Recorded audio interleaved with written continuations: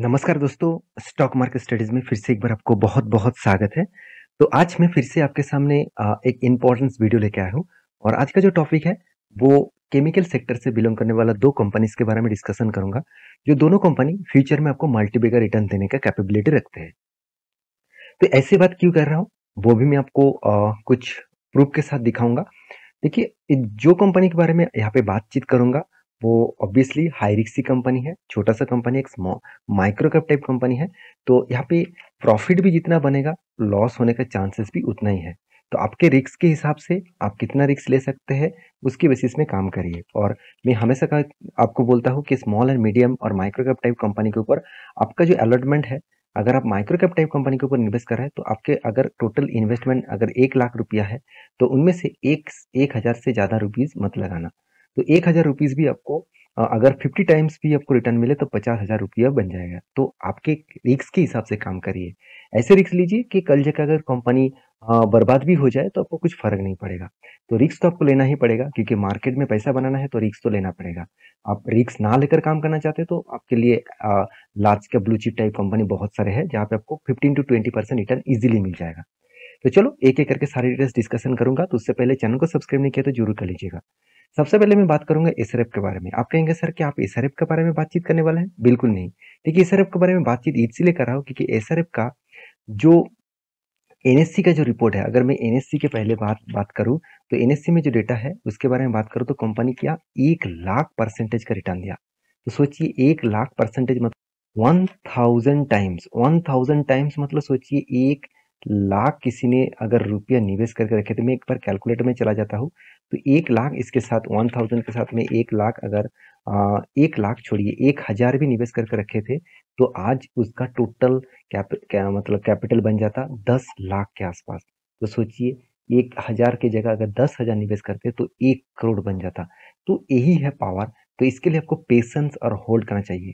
तो मैं आपको इसीलिए दिखाया एनएससी में क्योंकि बीएससी में भी मैं आपको दिखाना चाहूँगा क्योंकि बीएससी में देखेंगे तो और भी आपको मतलब चौंकाने वाला डेटा देखने को मिलेगा क्योंकि जब से कंपनी स्टार्ट हुआ तब से लेकर आज कितना 7.5 लाख परसेंटेज का रिटर्न दिया।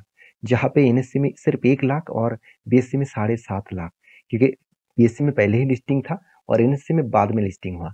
तो कंपनी की ये इस डेटा को दिखाने का मेरा मन मकसद है क्योंकि अगर अभी देखिए आज एसआरएफ इतने बड़े कंपनी बन चुके हैं। तो पहले जब इस कंपनी का जब स्टार्टिंग हुआ था तब इतना बड़ा नहीं था। तो इस तरीके से कंपनी जिसने ढूँढ लिया तो आज वो करोड़पति है। तो आपको इसी तरीके से कंपनी ढूँढना है जहाँ पे आपको 10-15 सालों के बाद आपको करोड़पति बनाएगा।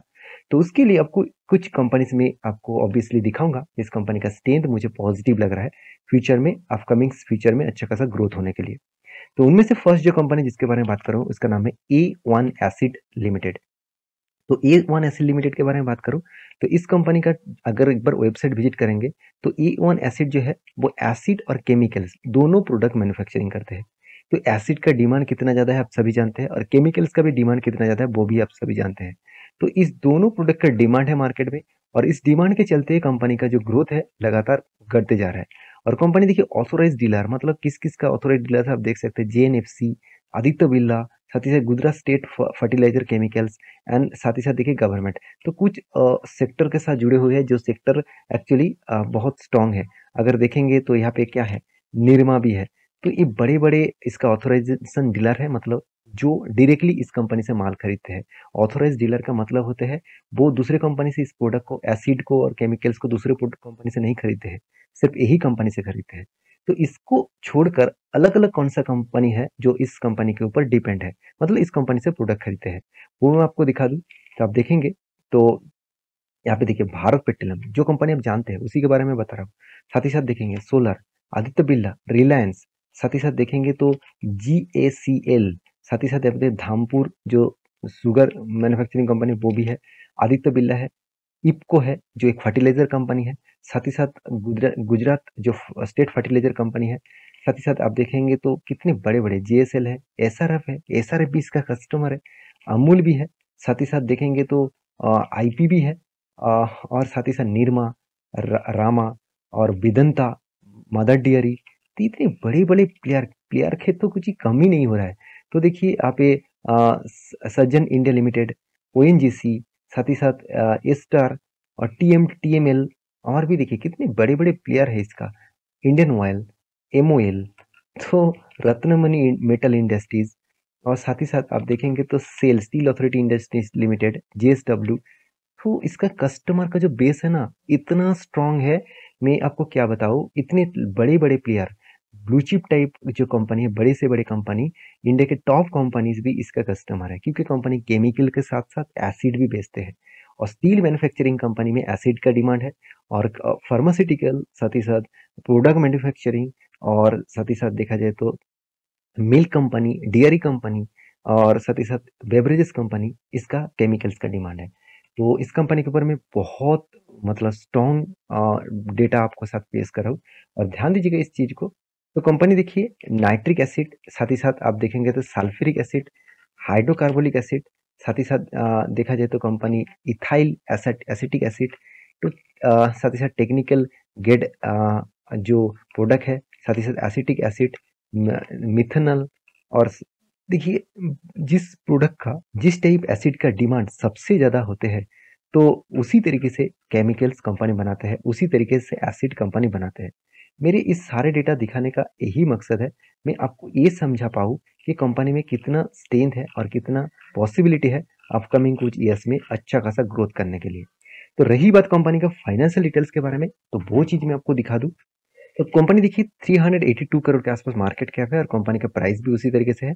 हाँ, पी रेशियो बहुत हाई है, क्योंकि इस कंपनी का पी रेशियो के बारे में बात करें तो कंपनी जिस तरीके से ग्रोथ किया, उस तरीके से कंपनी का पी रेशियो की भी ग्रोथ हुआ।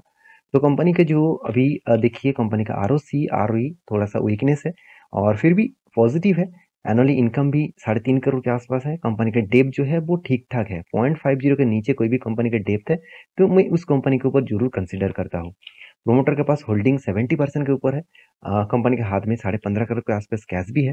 कंपनी का जो बेस्ट पॉइंट मुझे लगा, कंपनी का जो है कंपनी का ROC एवरेज के आसपास 3 साल में भी था, और EBITDA मार्जिन सबसे बेस्ट है 37% के आसपास। तो कंपनी के प्रॉफिट एंड लॉस के बारे में बात करें तो कंपनी का सेल्स ग्रोथ कंटिन्यूसली इंक्रीज होता जा रहा है, और एक्सपेंस भी कंपनी मेंटेन कर रहा है, और इस मेंटेनेंस को और भी करना चाहिए। तो उस हिसाब से कंपनी का प्रॉफिट मार्जिन जो है वो यहाँ पे 4 करोड़ के आसपास इस बार प्रॉफिट हुआ, पिछले बार 6 करोड़ था। तो कंपनी धीरे धीरे करके ग्रोथ कर रहा है, और उस बिजनेस में कंपनी अच्छा खासा धमाका रिटर्न भी दे दिया। 3 साल में 80% का रिटर्न दिया, 1 साल में 10%। और सेल्स ग्रोथ, कंपनी का प्रॉफिट ग्रोथ, सब कुछ तो ठीक ठाक ही है। थोड़ा सा वीकनेस है अभी करंट सिनेरियो में, बाकी जो पैरामीटर है वो ठीक ठाक है।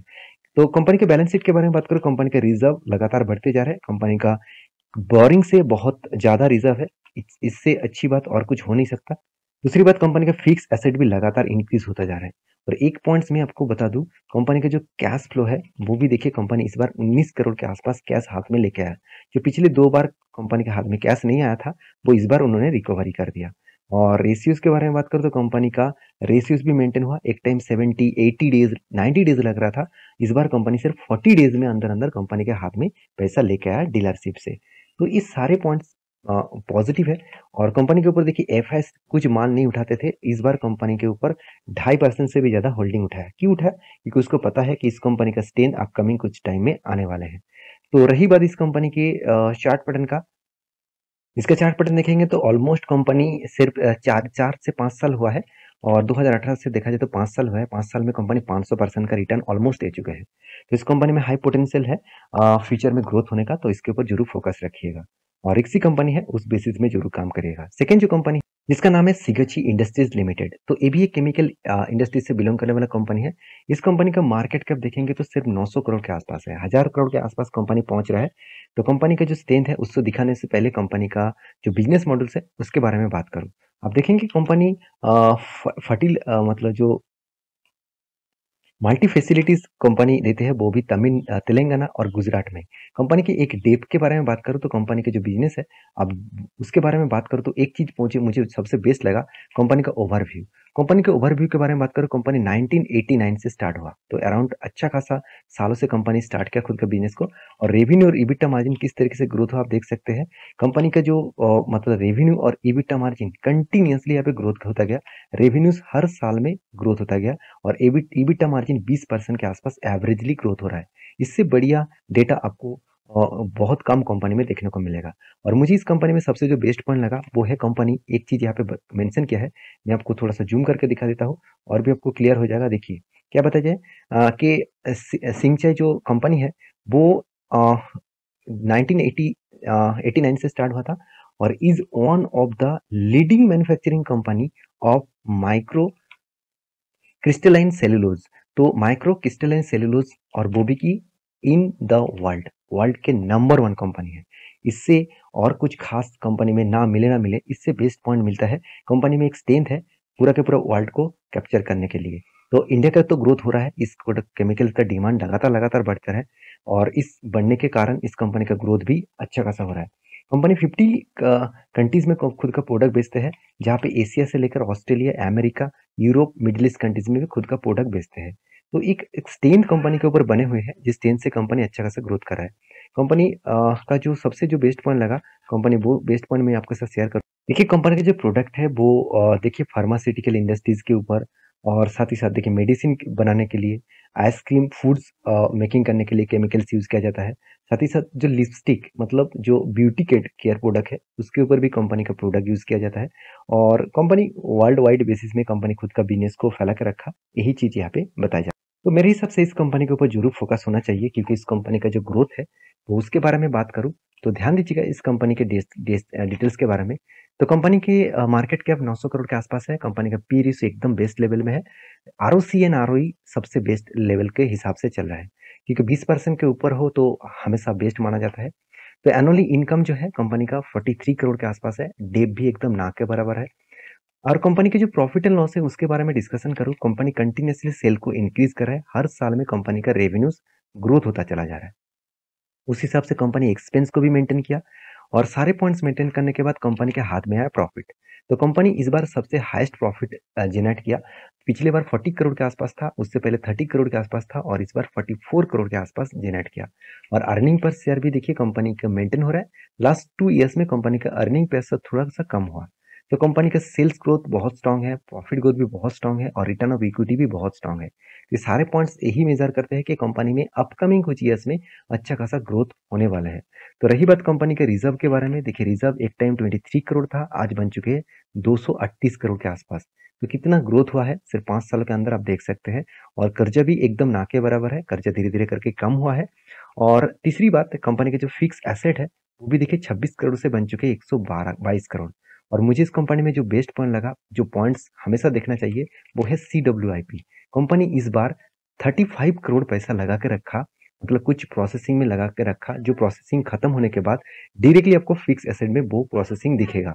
तो जब कोई कंपनी खुद के बिजनेस के लिए एक्सपेंड करते हैं तो उस कंपनी के ऊपर आपको हमेशा फोकस होना चाहिए। देखिए कंटिन्यूसली कंपनी कैश फ्लो को भी मेंटेन कर रहा है और साथ ही साथ इन्वेस्टर भी इस कंपनी के ऊपर टिके हुए हैं, चाहे वो पब्लिक हो, प्रोमोटर हो, एफआईएस हो। हाँ, डीएस ने माल कुछ स्टेक यहाँ पे पूरा का पूरा बेच दिया, मगर एफआईएस के पास छोटा मोटा क्वांटिटी अभी भी है और पब्लिक और प्रोमोटर के पास है। देखिए इस तरीके से पेनी स्टॉक के ऊपर, मतलब माइक्रो कैप टाइप कंपनी के ऊपर बड़े प्लेयर ज्यादा निवेश नहीं करते। तो इसके लिए आपको ये सोचना नहीं है कि इस कंपनी खतरा बनेगा।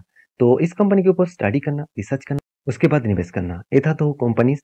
तो मेरे वीडियो आपको अच्छा लगे तो प्लीज एक लाइक करना। इस तरीके से इन्फॉर्मेशन पाना चाहते हैं तो चैनल को जरूर सब्सक्राइब करना। और ये वीडियो टोटली एजुकेशन पर्पस में था। आपके रिस्क के हिसाब से जरूर काम करेगा। आप कितने रिस्क ले सकते हैं उस बेसिस में काम करिएगा। मिलते हैं नेक्स्ट वीडियो में। और आपको कौन सा टॉपिक के ऊपर वीडियो चाहिए मुझे जरूर कमेंट्स करना। मिलेंगे नेक्स्ट वीडियो में, तब तक के लिए अच्छे से रहिए, अपने ख्याल रखिए। Bye bye.